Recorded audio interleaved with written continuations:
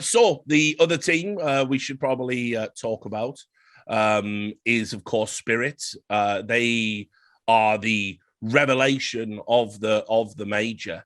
And we kind of like, I'm writing an article at the moment, right, where I'm kind of exploring this whole emergent esports iron curtain is the phrase, where we're very highly likely to see Russian teams that don't want to relocate, or Russian players who don't want to relocate, and certain orgs, irrespective of whether or not they relocate, are just going to be playing essentially against themselves, maybe Belarusians, maybe Chinese teams, but they're going to be on their own side of this esports iron curtain, and it's only you notice most people haven't even considered this still. We tried to get ahead of this story. I did that video bloody 2 months ago now or something, but it still hasn't ticked for people, because here's the problem with it's basically people on Reddit, let's be real, because Reddit isn't actually about having discussions and stuff. It's about pretending you're also an insider because you watch more interviews than everyone else, and trying to go, well, actually, I think, Blame F would have said that if you'd wanted to. The guy who's always the actually reply guys. That's who Reddit is, basically. Yeah. One thing I've noticed they did is this. They love to be the stupidest people on every legal and political matter. They'll hear one simple thing and they'll go, right, that's a rule. And they'll repeat it endlessly. So in the same way as the classic one is, they just repeat endlessly. It's impossible to have booths in esports because of fire restrictions. Then I just watch Dota all year long and go, well, I guess my eyes are a bit deceiving me, Rich. This isn't happening. Obviously, this must be in Timbuktu or fucking, some fucking island of plastic floating in the Atlantic. These can't be real vents. So similarly, right, because in the early days, G2 were the most proactive, spoiler, I told Carlos, and one that shot for this, mate, it's going to bite you up the arse. They were the ones pushing, right, what's the solution? And they saw, right, maybe we can get Monacy, like Serbian nationality or something, or a passport, and that'll help him. He can move there. We've got a base of players there, and that's going to be our get-out plan. They know Joe Richard took that, copy and pasted it, and were like, right, every single Russian player I have ever heard of will just move to Serbia and get the nationality, and they are all fine. There is no problem. We can continue. That's why to this day, they're all still like, you notice they all still think the only reason any of those players could be leaving Navi is like the social media tweets and likes and things like they can only access the world through the prism of shitty drama. And like they can't ever actually look at like what real world logistics make it hard. Because when I looked into this, the first thing I thought, mate, was, well, it's all well and good if you're a G2. It's all well and good if you're Navi. Maybe a team like VP, if they get the right money, can get this done. But even then, they'd have needed the players to leave.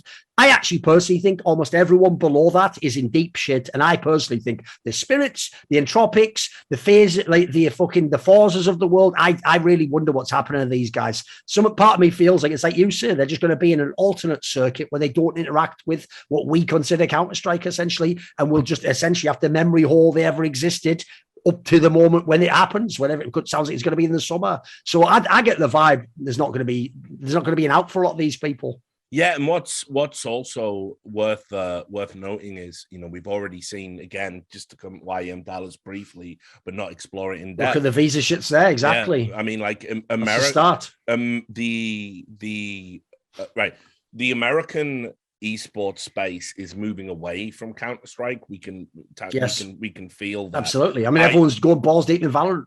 Yep, and I feel that coupled with these visa restrictions against, like officially there is no nation that is denying Russian people visas on the basis of nationality. That's the official line. But I think certainly with the current geopolitical situation, you are going to have a much, much harder time than you would before. And spoiler, it was already mega difficult. It was, yes. To get into the United States with a visa. I think if I had to guess, if you go back in history, I'm talking about 1.6 as well.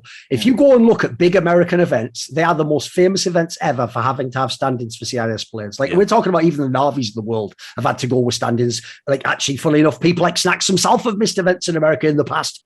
Yep. And it's like, it's always been a finicky nation to get the correct paperwork to go and compete for. That's why. I can't even get the visa both times. The 2 times I've applied, fans, I've had the visa thing where I get denied and I have to go back with more evidence, go through. Yeah. So if I'm doing that, good luck to the young guy you've never heard of from Russia who's just applied for his first visa. Like, you can hope. It's really tough. And so, you've got that going on.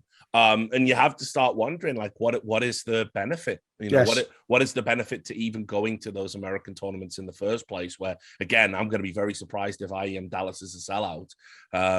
You know, and so what's it for? You're chipping away at a market that's never coming aboard for you anyway. So you've got these like coupled with everything else that's going on, there's just huge disincentives for this type of travel in the first place. It's a lot of money, a lot of expenditure, a lot of problems, a lot of red tape, a lot of paperwork for not a lot of rewards. So why would you do it? So, you know, I think we are going to see now some orgs aren't going to be affected. And this is where it gets interesting, because Team Spirit are obviously one of them. They relocated to Serbia. They've handled the messaging around the geopolitical situation in a way that a lot of other orgs have like fucked up, you know, namely Virtus.pro. Like, for example, when Spirit went to a Dota tournament, they wore white jerseys with the word peace across instead of any sponsors or anything like that. Now, by the way, spoiler, if they were living in Russia and not Serbia, they probably would have been arrested. Oh, of course not. Upon their return. Yes. But regardless, you know, they've handled the messaging. But here's the thing, like, Team Spirit they haven't said who owns them or any of this stuff. And it's just crazy. It's just like wildly inconsistent.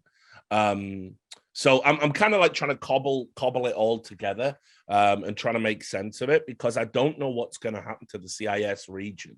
And viewership was down at this major because of everything. And the CIS region was a huge, for sure, you know, part of our like success in viewing figures.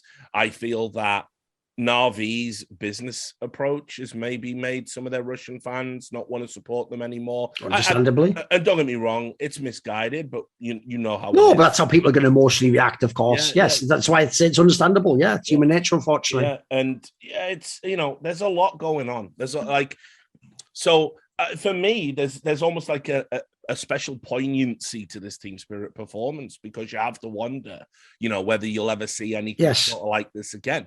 This is a team that has a core of Russian players that have been around the block, very, very talented. You know, Dexter was absolutely mega this tournament. Should absolutely be the next global superstar if we didn't have the circumstances we have at the moment in the scene. Like, you can see why there was those rumors, but there was even like there was rumors like TL were fucking attached to potentially get him, and I can see why it would have been a great pickup. Yep, but the bigger part of the Spirit story is, and you know, this is clearly something the organization excels at, is that they managed to find two players who, I'll be honest, watching them play online, I was like, I'm not really vibing with this at all. But this was their first ever tier 1 LAN. The first ever, I think, for Siren. I think Pacy had played like 2 local LAN events where total prize money for him was like $200 or something. That was the totality of their LAN experience. They've come to a major and they've made it to the semifinals. I mean, it's absolutely unbelievable. Without their coach at that. Yeah, without their coach, exactly. That's mental, innit? I know. Which, by the way, I never want to hear about, like, whining about adversity ever again, because, like, Spirit have just made a complete mockery of that. I mean, they might feel a bit aggrieved. They might feel with their coach there, maybe they could have gone even further and made it to the final. But, I mean, listen, not only did they play incredibly well, not only is it an amazing story based on the relative experience, but they served up one of the best games in the major. The FaZe Spirit match was absolutely mega. It was a 2-0. It was close. It was back and forth. Had a fantastic cast associated with it as well. And yeah, that was probably the game of the major for me. They were just a joy to watch. And I'm hoping that because they have relocated to Serbia, at least this team is still going to be able to get to international tournaments and build on this, because this is a very exciting start. Yeah, I mean, look, even beyond the others, where who knows how it goes for the newer players that are coming in. Obviously, the squad itself, people wouldn't have expected him to go as deep. Dexter is absolutely someone where, like, I just hope he can keep playing in the Western scene, because this is someone who can be a very special player. Like, he could be within that vein of the Simples, the Electronics. That we're talking about the real star players, the people who could actually just do incredible. He could be a top 10 player this year in HLTV if they went to enough events. Like, that's on the table for someone like that. You can just see it in the eye test, checks out like a motherfucker. And last major, he was at this level, needed more experience. Now he's had the 2 majors. Now's the time when you blow up if you get the chance to play. Yeah, totally. And you know, like I say, the CEO seems pretty savvy. I'd still like to know who owns the team, because I do worry about there being a potential sting in the tail somewhere, that if it turns out it's someone like an oligarch type figure, it could completely isolate them again from the international community and all of their efforts. You know, with the relocation to Serbia, their profoundly anti-war statements, it would all be for naught. And you know, that would be fucked up, because as I said, I think they're one of the most exciting teams we've got now in terms of the global shakeup that's about to happen in Rostermania. Remember, they've got their rookie stars now, you know, so everyone else is going to be you know, adding pieces, removing pieces. Team Spirit are going to shoot up the rankings. I mean, you know, watch this space. Want to see more cool, funny, interesting clips based on topics from my content? Well, subscribe to this channel then, or, you know, be a pleb and don't.